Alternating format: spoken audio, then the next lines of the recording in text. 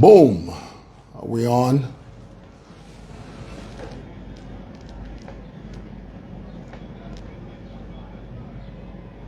There we go. I have cable management issues on that end. I've just realized I need some water. I should have ordered this before I went live, so I may have to scream in the mic. Namwenga! Sorry. I should have done this earlier. Namwenga!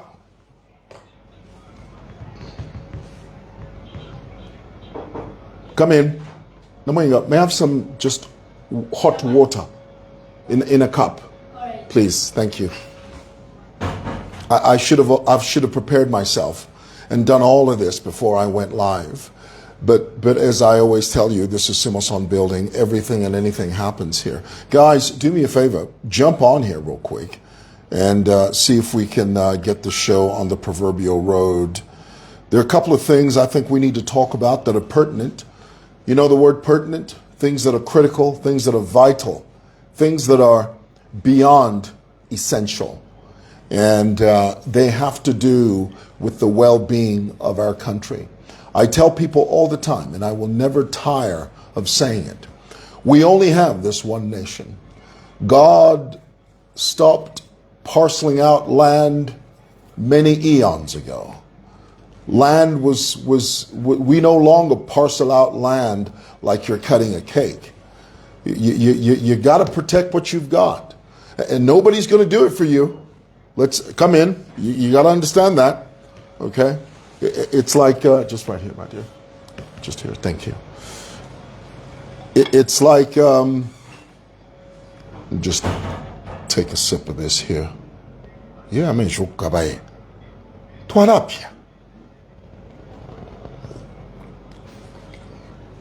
did you hear me slurp? I hate it when people slurp. When I drink my tea, I don't make a sound. But right there I did. So sometimes you got to slurp. But that's not an excuse. If at all possible, avoid slurping.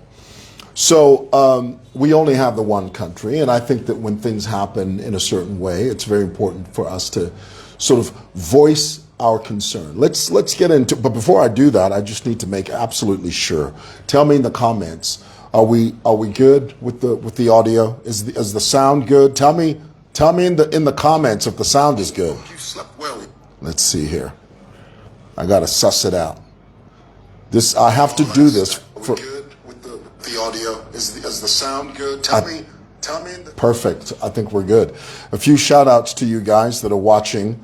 If I can read some of your comments, it's easier for me to read it. Watching from Kundola, thank you, good morning, thank you. Who is that? John, is it Joshua John? Somebody, thank you so much.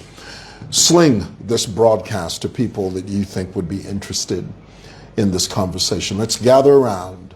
Come, let us reason together, the Word of God says. Okay, first of all, I need you to understand that not too long ago, about a year and a half ago, there was a story that broke, and it just sort of fizzled. It was a huge story, but it just fizzled. And the reason it fizzled is because the company that was the fuel tanking company that was right in the center of this horrible scandal, this gargantuan scandal, was unnamed. The story was, you remember, the story was that a bunch of people were found in an open field, dead. And they were mainly comprised Somalis. And I think they were Somalis.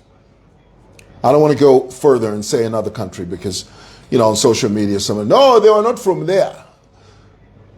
The story was, and you remember it, a bunch of dead people were found in an open field, and the story was that these people had been transported in a tanker, in a fuel tanker. And many of them en route from Somalia, parts of Eritrea, were coming through Zambia, and en route to South Africa, these people died. Now, many of you know, let me digress here and sort of describe something, a piece of information I stumbled upon. Many of you know that I served 6 days in Mwembeshi prison. I was accused of slashing the tires of a bus driver that had blocked our gate here at Simoson building. We'd gone through hell for many years. Bus drivers had blocked our gate. Well, that particular night, I asked one of my guards to deflate the tires from, to deflate the tires and release the air from the tires, rendering the vehicle useless. I wanted to teach the driver a lesson that this was not a place to park. It inconveniences us. If he leaves the car, the bus in front of my gate, and I'm trying to leave, I can't leave. I have to wait. Sometimes I used to wait 1 hour just for them to move the bus. Anyway, so I deflated the tires, and the bus driver and the bus conductor came up with this harebrained idea, and they said to themselves, well, since mwewa has deflated the tires, let's puncture them, and then let's blame him and tell the boss that mwewa has deflated the tires, and the boss is going to make mwewa buy brand new tires. That was the hustle. So the boss came and said, look, here's the quotation. I said, no. He said he's going to take me to court. I said, fine. We went to court. I didn't say anything in court, and that was my downfall, was because, and also I didn't hire a lawyer, because in my mind I was thinking, why would I hire a lawyer when the bus driver he wants me to pay 6,000 kwacha for brand new tires? Hiring a lawyer will cost me 15,000 bucks. So I'm going to go to court without a lawyer. And I didn't say anything because those two jokers botched their testimony. So I assumed I'd win. Well, I was wrong. I should have spoken and I didn't. So I was found guilty of malicious damage. So I was sent to prison for 6 months. I spent 6 days because I appealed. The appeal was granted. The conviction was overturned, and I came out of jail. But I spent 6 days at Mwembeshi. While there, and I'm going somewhere with this, while there, I met a few guys, and we were talking about the same issue of human trafficking. One of the things that happens, people don't realize this, but there are people that come from parts of Ethiopia, people that come from Somalia, that come through Zambia en route. Listen to this. This is the information that I heard. En route to South Africa to sell their kidneys. Kidneys go up to $4,000-$5,000 in some cases. So there's a group of people that are being transported in fuel tankers. Can you believe this? How the hell are you going to breathe in a fuel tanker? How in the world are you going to sustain your life all the way from up north, driving en route through the Congo, through Zambia, through Zimbabwe, through Tswana, through ultimately South Africa? How are you going to live and make it and survive such an arduous, what a perfect word, such an arduous journey? But the people do it. Well, you know, that old saying, desperate times call for desperate measures. And amongst the prisoners, these were the stories they were telling, that there are people that are transported through tankers to to sell their organs, kidneys, to the highest bidder. Aside from that, there's another cartel that uses fuel tankers to transport illegal immigrants. Stop there for a moment. Let's allow that to sizzle in our spirit for 2 seconds. Can we do this? Allow that to marinate in your soul. Allow that to bubble in your oblongata. There are fuel companies right now, and guys, let's not get it twisted. Don't be naive. Zambians, you're so naive. Zambians, no, it's the driver. Don't fault the company, it's the driver. Have you lost your cotton picking Georgia peach mind? It's a cartel. The driver does not do anything unilaterally. Understand that. Okay? Don't get it twisted. You know, the problem with Zambians is you try to oversimplify what you are seeing. Don't oversimplify what you are seeing. See it for what it is. Condemn it for what it is. When you begin to make excuses, when you begin to dilute the problem, you begin to sidestep, you begin to sweep the matter under the rug and pretend it does not exist, then you are losing sight of your patriotism. Then you don't love this country. You don't. You are too busy providing excuses. There is not a single driver when it comes to human trafficking. If it comes to a pocket, 2 ounces of marijuana, and you're driving through the border, yes, that's unilateral. You're doing that on your own. The company does not know that you've stuffed 2 grams of marijuana in your pocket. But when it comes to human trafficking, now for those of you that do not know, let's define human trafficking. Human trafficking is taking people, human beings, and transporting them illegally from one country, from the country of their origin, to another country illegally. Illegally means they don't have the correct documentation, they don't have the right visa, they don't have the right passport, they have no documentation whatsoever. Illegal trafficking. Sorry, human trafficking. There's no legal trafficking. It's human trafficking. And it is a huge crime. It's not a slap on the wrist. Let's not get it twisted. It's not patty cake, baker man. It's not oops. Well, that didn't go well. It is a colossal crime.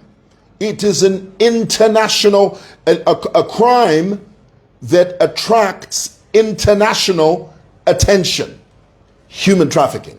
Very big problem. Now, let me give you context. Human trafficking goes hand in hand with money laundering and drug trafficking. The 2 main cousins of human trafficking are money laundering and drug trafficking. Anytime you see a fuel tanker that transports human beings, chances are that same tanker can equally transport illegal drugs, narcotics, cocaine, methamphetamine, PCP, all types of contraband. And these are the things that bring into question the effectiveness of our immigration department. When I tell you that Zambia's immigration is porous, it'll curl your hair if it's straight or make it straight if it's curled. When you look at the state of our immigration and how porous it is, it brings into question the patriotism of some of our civil servants. Because of money. You sell your nation, you sell your country because of money. You allow a situation where we are inundated, we are infiltrated with illegal immigrants that are flooding in this country by the droves. They are pouring into Zambia through tsunamis of illegal vehicles. And you just look at that and think it's okay. What state will this nation be 50 years from now? You answer that question. If this trend continues, and guarantee this was not the first time this happened, and it won't be the last time. the only way the only way to cartel to avoid this issue is to aggressively deal with it, acknowledge that it exists, and grab it by the horns. Not this platitude approach, this patty cake. In fact, like I earlier said, the first case that we heard of those people, that group of people that had died, bodies in an open field, nobody talked about that. Immigration didn't give a comprehensive statement on it. The company was not named. People were not brought to book. How the hell do you find dead bodies in an open field and people just say, oh, that's terrible? That's a problem. That is an indication of bigger problems to come ahead. So let's be clear. When you see a company attached, connected to any type of human trafficking, which in and of itself is a huge problem, is a big crime. It is a mammoth leviathan of a crime that attracts international attention. When a company is involved with human trafficking, chances are the same company is involved in money laundering. The same company is involved with drug trafficking. It's common sense. And don't be deceived. The driver did not act unilaterally. The driver did not act on his own. It is a syndicate. It is a cartel that is aimed at infiltrating this nation and flooding it with illegal immigrants. This country. 50 years from now, Zambia will be a shadow of its former self if this trend continues. Say that in the comments. Say it in the comments. Say it with me. 50 years from now, Zambia will be a shadow of its former self if this trend is allowed to continue. Our borders so porous. People walking in here and they're getting green cards and pink cards and NRCs, and they're infiltrating the very essence of who we are as a people, and they are doing it illegally.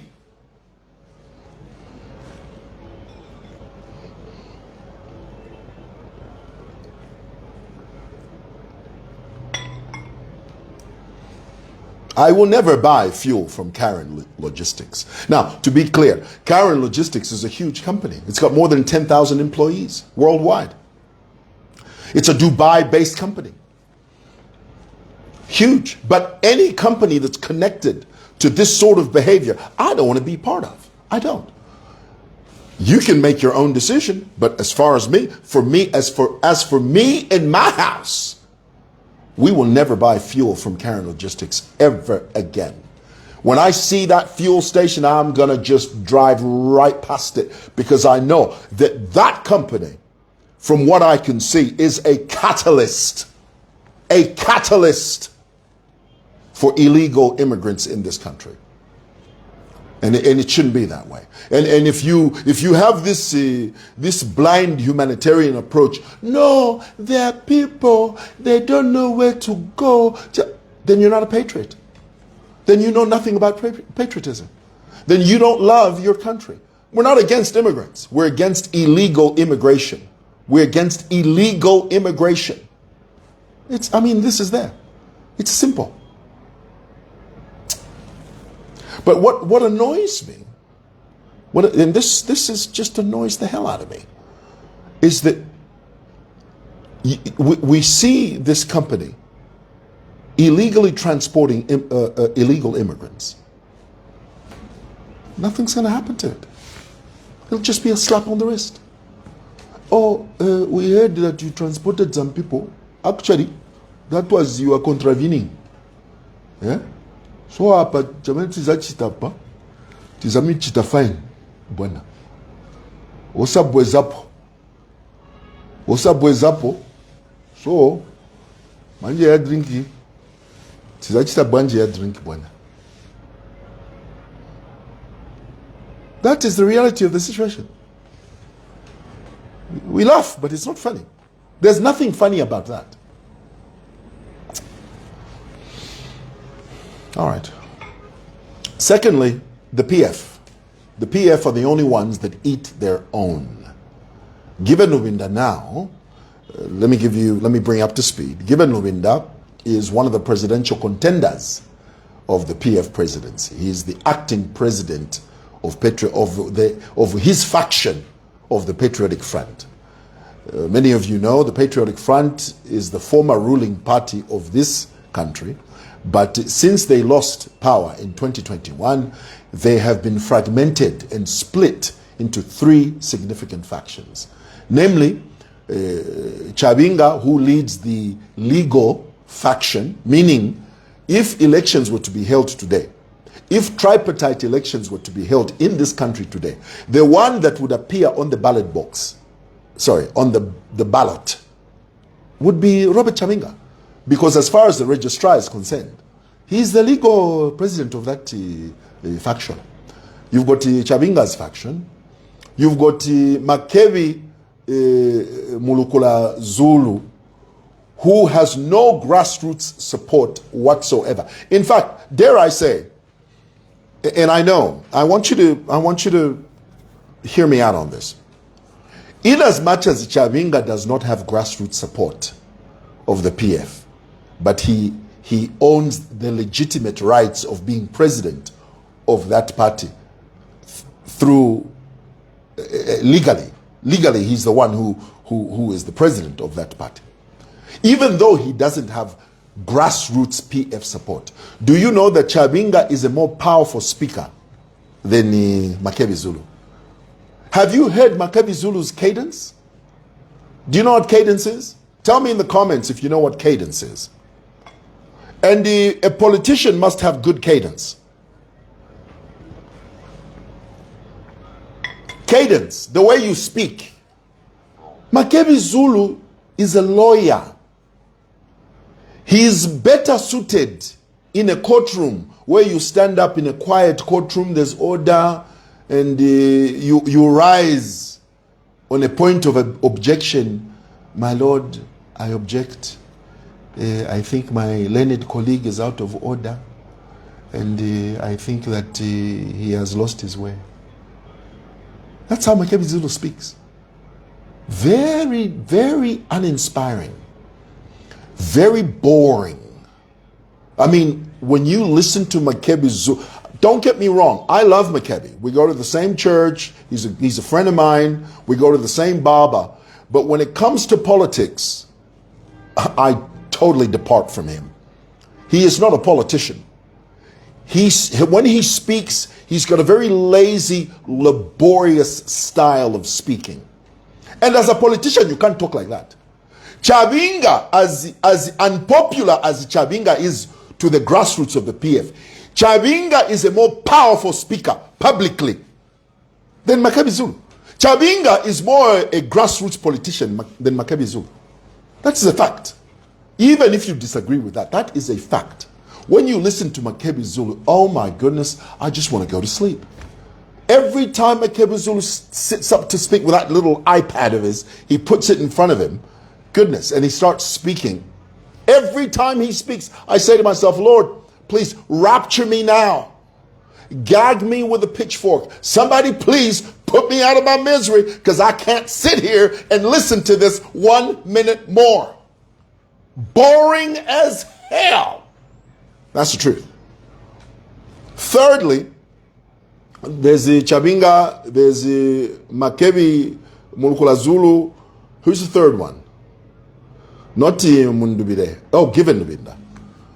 Forget about Mundubire. Mundubire is not even in the equation. Because Mundubire, when the sun goes down, the chap is eating with him.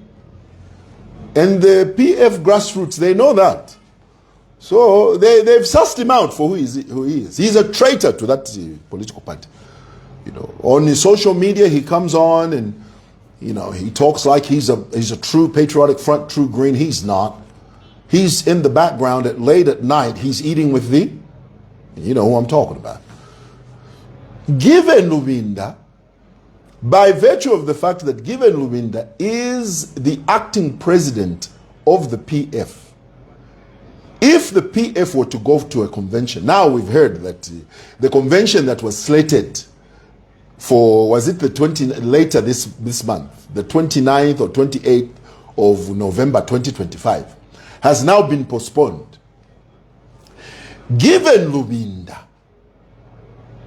being acting president of that political party, do you know that according to the PF constitution, it is that president of the political party, in this case, given Lubinda as acting, he is the chap who mobilizes all the delegates from all provinces who will eventually comprise the electoral college, who eventually vote for and elect the president of the party. Who holds those strings? It's the acting president of the PF. So if the PF were to go to a convention today, and that's why Given Lubinda was harassed in Kabwe, he was meeting with delegates there. He was trying to get in goody with delegates. And the president of the party, in this case, Given Lubinda as the acting president, is the one who mobilizes delegates from these provinces. Why do you think Guy Scott had Miles Sampa elected as the president of the PF?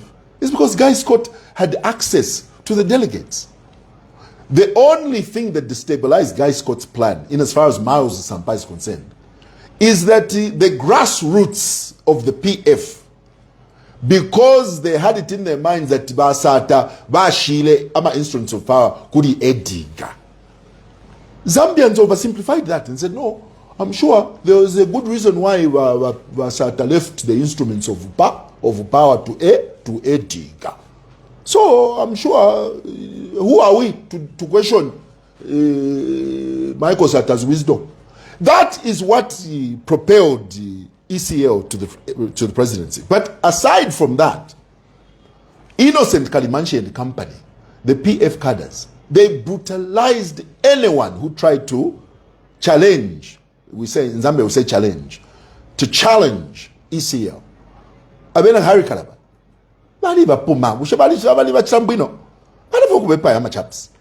Because of ECL owes his presidency to Innocent Kalimanchi and company.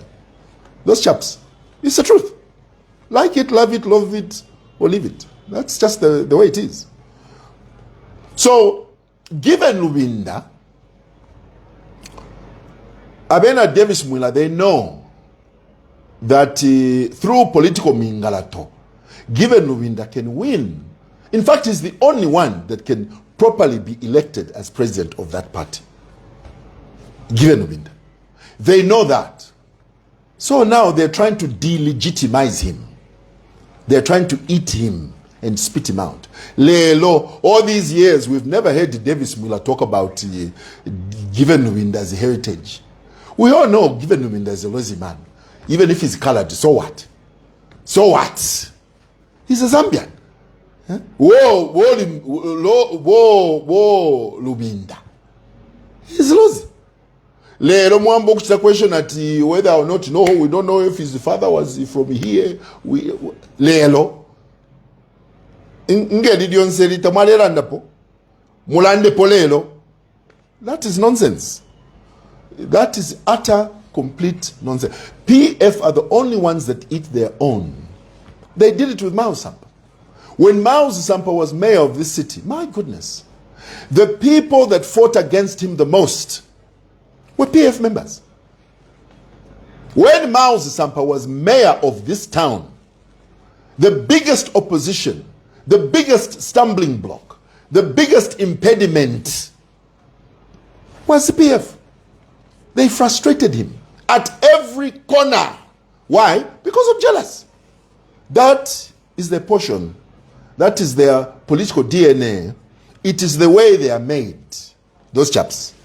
All right. I gotta go. I got a meeting. I mean, I don't know.